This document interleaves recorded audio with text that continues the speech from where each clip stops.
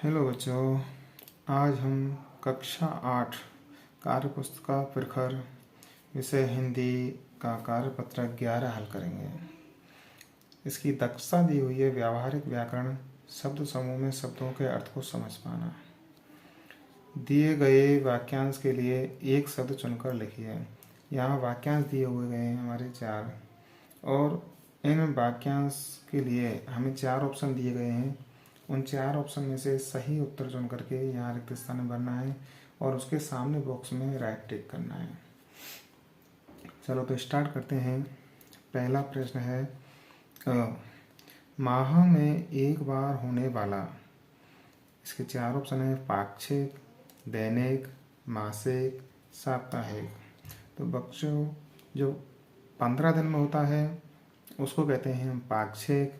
जो प्रतिदिन होता है डेली उसको कहते हैं दैनिक। महीने में एक बार होने वाला होता है उसको कहते हैं मासिक। सप्ताह में एक दिन होने वाले को कहते हैं साप्ताहिक। तो इस प्रकार इसका सही उत्तर हो जाएगा मासिक, यानी महीने में एक बार होने वाला। अगला प्रश्न है हमारा वह लोहे का सामान बनाने वाला, जिसको कहते हैं हम लोहार। इसके 4 ऑप्शन है बच्चे, सुथार, लोहार, जुलाहा, दर्जी। सुथार कहते हैं जो लकड़ी का काम करता है, लोहार कहते हैं जो लोहे का काम करता है, लोहे का सामान बनाता है, जुलाहा जो कपड़े बुनता है और दर्जी जो कपड़े सिलता है। तो यहाँ पूछा गया है लोहे का सामान बनाने वाला, तो ये हमारा सही उत्तर हो जाएगा लोहार। चलो बच्चों अगला प्रश्न पढ़ते हैं। अगला प्रश्न है रक्षा करने वाला।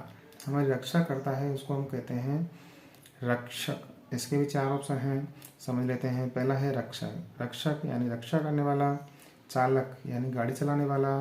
सेवक जो सेवा करता है, नौकर। और कंडक्टर जो कि गाड़ी में बस में टिकट काटता है। इस प्रकार रक्षा करने वाला क्यों कहेंगे हम रक्षक। आगे चलते हैं, अगला प्रश्न पढ़ते हैं। अगला प्रश्न है नाव चलाने वाला। तो बच्चों नाव चलाने वाले को कहते हैं हम नाविक। इसके भी 4 ऑप्शन हैं, मजदूर, मजदूर जो मजदूरी करता है, नाविक जो नाव चलाता है, कुम्हार, कुम्हार कहते हैं जो मिट्टी के बर्तन बनाता है, जुलाहा, जुलाहा हमने ऊपर पढ़ा था जो कपड़े बुनता है उसको हम जुलाहा कहते हैं। इस प्रकार इसका सही उत्तर होगा नाविक। तो यहाँ हमने 4 प्रश्न पढ़े बच्चों। माह में एक बार होने वाले को हम मासिक कहते हैं, लोहे का सामान बनाने वाले को हम लोहार कहते हैं, रक्षा करने वाले को हम रक्षक कहते हैं, नाव चलाने वाला नाविक कहलाता है। इस प्रकार ये हमारा पहला प्रश्न पूर्ण हुआ है। अब चलते हैं हम दूसरे प्रश्न की ओर। दूसरे प्रश्न है हमारा दिए गए वाक्यांश के लिए एक शब्द लिखिए। यहाँ भी हमारे 4 प्रश्न दिए गए हैं। चलो हल करते हैं। पहला प्रश्न है साल का अंतिम महीना। तो बच्चों हमारे 12 महीने होते हैं साल में, जनवरी से लेकर दिसंबर तक। यहाँ पूछा गया है साल का अंतिम महीना, तो साल का अंतिम महीना कहलाएगा दिसंबर। अगला प्रश्न है चिकित्सक जिसका उपचार करता है। तो चिकित्सक जिसका उपचार करता है उसको कहते हैं मरीज। ग जिससे हम लिखते हैं। तो लिखने के काम हमारे कलम और पेंसिल दोनों से होता है। अगला प्रश्न है जो हमें समय बताती है। तो हमें समय बताने का काम कौन करता है, घड़ी। तो इस प्रकार ये 4 प्रश्न हो गए। साल का अंतिम महीना हो गया दिसंबर, चिकित्सक जिसका उपचार करता है मरीज, जिससे हम लिखते हैं वह कलम या पेंसिल कहलाती है, जो हमें समय बताती है उसको हम घड़ी कहते हैं। चलो तो देखते हैं बच्चों इसके बाद हम अगला प्रश्न। अगला जो तीसरा प्रश्न है हमारा वो इस प्रकार है दिए गए शब्दों के भिन्न अर्थ वाले शब्दों पर गोला लगाना है। यहाँ पर हमारा शब्द दिया हुआ है, उसके सामने हमारे लिए 3 ऑप्शन दिए हुए हैं, 3 शब्द दिए हुए हैं। इस शब्द से जो भिन्न है उस पर हमें गोला लगाना है। पहला शब्द है हमारा दुश्मन। यहाँ पर शत्रु, दोस्त और बैरी 3 शब्द दिए हुए हैं। तो दुश्मन के समानार्थक शब्द हैं शत्रु और बैरी, दोस्त अलग है, तो यहाँ पर हमने गोला कर दिया है। अगला प्रश्न है भोर। भोर के सामने है शाम, ऊषा, सवेरा। तो यहाँ बच्चों भोर, ऊषा और सवेरा तीनों समानार्थक शब्द हैं, शाम शब्द अलग है, तो हमारा उत्तर हो जाएगा शाम। इस पर हमने गोला कर दिया है। अगला शब्द है हमारा बारिश। इसके ऑप्शन है बादल, वर्षा और बरसात।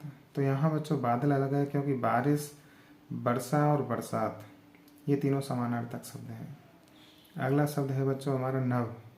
नभ के समानार्थक शब्द है आसमान और गगन। यहाँ सागर अलग हो गया तो हमने सागर पे गोला कर दिया। इसके बाद अगला शब्द है हमारा तनया। तनया कहते हैं हम पुत्री या कन्या को। तो ये दोनों तनया के समानार्थक शब्द हो गए। तो यहाँ हमने गोला कर दिया महिला पर। तो इस प्रकार हमारा जो कार्यपत्रक 11 है वो पूरा हुआ। चलो अब चलते हैं कार्यपत्रक 12 की ओर। ये है हमारा कार्यपत्रक 12। कार्यपत्रक 12 में दक्षता दी गई है गद्यांश एवं पद्यांश को पढ़कर समझ के साथ प्रश्नों के उत्तर दे पाना। तो यहाँ पर हमारे लिए एक गद्यांश दिया गया है। तो यहाँ पर हम गद्यांश के बारे में जानेंगे। सबसे पहले गद्यांश को जब हमें हल करना होता है तो बच्चों हमें सबसे पहले गद्यांश को अच्छी प्रकार से समझते हुए पढ़ना होता है। अगर हम अच्छी प्रकार से समझ के साथ गद्यांश को पढ़ेंगे तो इसके उत्तर हल करने में हमें आसानी रहेगी। चलो तो पढ़ते हैं पहले गद्यांश को। पुराने शहर जैसलमेर में बनी ऐतिहासिक हवेलियों को देखने के लिए हम भूल भुलैया जैसी गलियों में पहुँचे। गाइड के मार्गदर्शन में बढ़ते हुए हमने पटवों की हवेली, सालिम सिंह की हवेली और नथमल की हवेली देखी। तो यहाँ पर बच्चों हमने 3 हवेली देखी, पटवों की हवेली, सालिम सिंह की हवेली और नथमल की हवेली। ये हवेलियाँ करीब 300 साल पुरानी हैं। अगर उनकी बात करें बच्चों, ये 300 साल पुरानी हवेलियाँ हैं। ये हवेलियाँ देखने में अद्भुत हैं। ये हवेलियाँ गर्मियों में ठंडी रहती हैं और जाड़ों में गर्म होती हैं।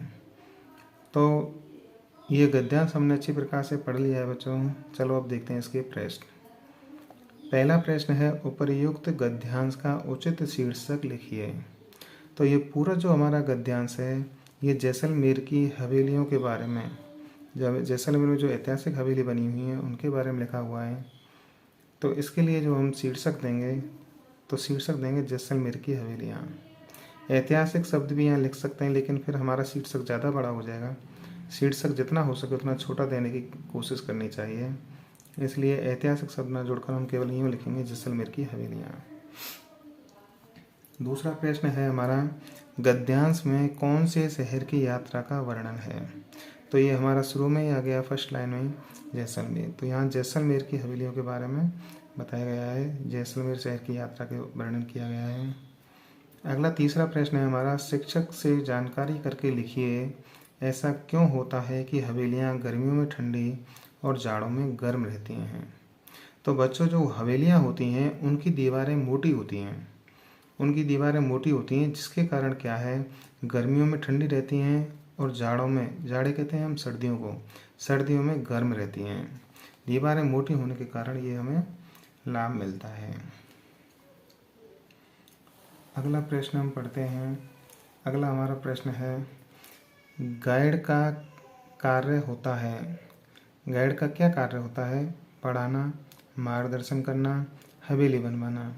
तो ना तो गाइड हमें पढ़ाता है ना हमें हवेली बनवा के देता है। गाइड का कार्य होता है गाइड करना यानी मार्गदर्शन करना। तो ये ऑप्शन सही हो गया। अगला प्रश्न है कि पुराने शहर की हवेलियाँ कितनी पुरानी थीं। तो ये हमने अंडरलाइन किया था पहले ही, 300 वर्ष पुरानी। अगला प्रश्न है ऐतिहासिक शब्द का अर्थ बताकर वाक्य में प्रयोग करें। ऐतिहासिक शब्द का मतलब है इतिहास से संबंधित। जो इतिहास से संबंधित होते हैं उनको ऐतिहासिक कहते हैं। तो यहाँ हमने अर्थ लिख दिया इतिहास से संबंधित। वाक्य में प्रयोग करेंगे जैसे हल्दी घाटी का युद्ध एक ऐतिहासिक युद्ध है। इतिहास से संबंधित हो गया हल्दी घाटी का युद्ध। तो यहाँ हल्दी घाटी का युद्ध ऐतिहासिक युद्ध है, ये हमने इसका वाक्य में प्रयोग कर दिया। अगला प्रश्न है 7 दिए गए अनुच्छेद को कोष्ठक में दिए गए शब्दों की सहायता से पूरा कीजिए। यहाँ पर कोष्ठक में हमारे लिए शब्द रखे हैं घोंसला, पेड़, गाना, मजे, गौरैया, घर, रोशनदान, एक। अब इन शब्दों का प्रयोग करके हमें ये जो यहाँ पर अनुच्छेद दिया हुआ है उसको पूरा करना है। शुरुआत करते हैं। एक दिन 2 गौरैया सीधी घर के अंदर घुस गई और रोशनदान पर जा बैठी। दोनों बड़े मज़े से गाना गा रही थीं। एक ने नीचे देखा और चींची करने लगी। वह उड़कर पेड़ पर जा बैठी जहाँ उसका घोंसला था। तो इस प्रकार ये हमारा कार्यपत्रक 12 भी पूरा हो गया है। चलो बच्चों आगे चलते हैं कार्यपत्रक 13 की ओर। चलो बच्चों शुरुआत करते हैं कार्यपत्रक 13। इसकी दक्षता है व्यावहारिक व्याकरण, जिसमें विलोम शब्दों की पहचान एवं प्रयोग कर पाना। अब ये जो हमारा कार्यपत्रक है 13, ये विलोम शब्दों से संबंधित है। तो विलोम शब्द से संबंधित हमें इसमें गतिविधि करनी है। चलो पढ़ते हैं इसका पहला प्रश्न। दिए गए शब्दों के उचित विलोम शब्द पर गोला लगाइए। अब यहाँ पहला प्रश्न दे रखा है हमारे लिए शब्द है मित्र। इसके ऑप्शन दे रखे हैं सहपाठी, दोस्त, शत्रु, सखा। तो मित्र के सहपाठी, दोस्त और सखा समानार्थक शब्द होते हैं या पर्यायवाची शब्द भी कह सकते हैं। शत्रु शब्द अलग है, तो यहाँ पर इस पर हमने गोला कर दिया। अगला है हमारा चुस्त। चुस्त का तेज, अस्वस्थ, रोगी और सुस्त। तो चुस्त का जो विलोम शब्द है वो होगा सुस्त। एक तो चुस्त है, काम करने में तेज है, और एक सुस्त है यानी आलसी है। तो चुस्त का विलोम शब्द हो जाएगा यहाँ सुस्त। अगला शब्द है हमारा जड़। जड़ के हमारे लिए ऑप्शन दे रखे हैं चेतन, पेड़, पौधा, तना। तो यहाँ जड़ का विलोम शब्द हो जाएगा बच्चों चेतन। जड़ यानी एक जगह स्थिर है और चेतन यानी गतिशील है। अगला शब्द है हमारा कठोर। कठोर के ऑप्शन दे रखे हैं निशा, मुलायम, सुबह, सख्त। तो कठोर का जो हमारा विलोम शब्द है वो होगा बच्चों मुलायम। अगला शब्द है उजाला। उजाला के ऑप्शन दे रखे हैं अंधेरा, घटा, उपकार, रात। तो यहाँ पर हमारे उजाला का जो विलोम शब्द है वो होगा अंधेरा। इस प्रकार ये पहला जो प्रश्न है हमारा कंप्लीट हुआ। चलो बच्चों अब देखते हैं अगला दूसरा प्रश्न।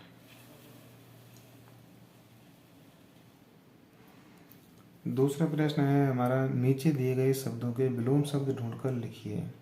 ये हमारा कोष्टक बना हुआ है। इसमें हमारे लिए शब्द लिखे हुए हैं खरीदना, सख्त, नरक, अस्त, पुराना, दुर्जन, बंद, दुर्भाग्य, निर्जीव, निर्दोष, पतला, जाना। ये जो कोष्टक में शब्द दिए हुए गए हैं, इन शब्दों से नीचे हमें ये विलोम शब्द लिख करके ये पूरे करने हैं। तो पहला जो हमारा है वो है स्वर्ग। स्वर्ग का विलोम शब्द होता है नरक। अगला है मोटा। मोटा का विलोम शब्द होता है पतला। नया। नया का विलोम शब्द होता है पुराना। खुला। खुला का विलोम शब्द होता है बंद। सौभाग्य। सौभाग्य का विलोम शब्द होता है दुर्भाग्य। आना। आना का विलोम शब्द होता है जाना। उदय। उदय का विलोम शब्द होता है बच्चों अस्त। सजीव का निर्जीव। सज्जन का दुर्जन। दोष का होता है गुण। नरम का होता है सख्त। बेचना का होता है खरीदना। इस प्रकार ये हमारा दूसरा जो प्रश्न है वो कंप्लीट हो गया है। अब चलते हैं हम तीसरे और अंतिम प्रश्न की ओर। रेखांकित शब्दों के विलोम शब्दों का प्रयोग कर रिक्त स्थान को भरिए और वाक्य पूरा करिए। इसमें हमारे लिए वाक्य दे रखे हैं जिसमें एक शब्द अंडरलाइन करके दे रखा है, रेखांकित कर रखा है। उस शब्द का विलोम शब्द हमें रिक्त स्थान के अंदर भरना है। पहला है हमारा रात के बाद खाली जगह होना तय है। तो बच्चों रात का विलोम शब्द दिन होता है, तो पूरा वाक्य हो जाएगा रात के बाद दिन होना तय है। अगला प्रश्न है खेल में किसी की हार होती है तो किसी की खाली जगह। अब यहाँ हार रेखांकित कर रखा हो, तो हार का विलोम शब्द होता है जीत। अब पूरा वाक्य बन जाएगा खेल में किसी की हार होती है तो किसी की जीत। अगला प्रश्न है खुशी आज अस्वस्थ है तो कल खाली जगह भी होगी। अस्वस्थ का विलोम शब्द होता है स्वस्थ। पूरा वाक्य हो जाएगा खुशी आज अस्वस्थ है तो कल स्वस्थ भी होगी। अगला प्रश्न है, आज कक्षा में 30 छात्र उपस्थित थे तो 4 छात्र खाली जगह भी थे। उपस्थित का विलोम शब्द होता है अनुपस्थित, तो पूरा हो जाएगा, आज कक्षा में 30 छात्र उपस्थित थे तो 4 छात्र अनुपस्थित थे। इस प्रकार हमारा कार्यपत्र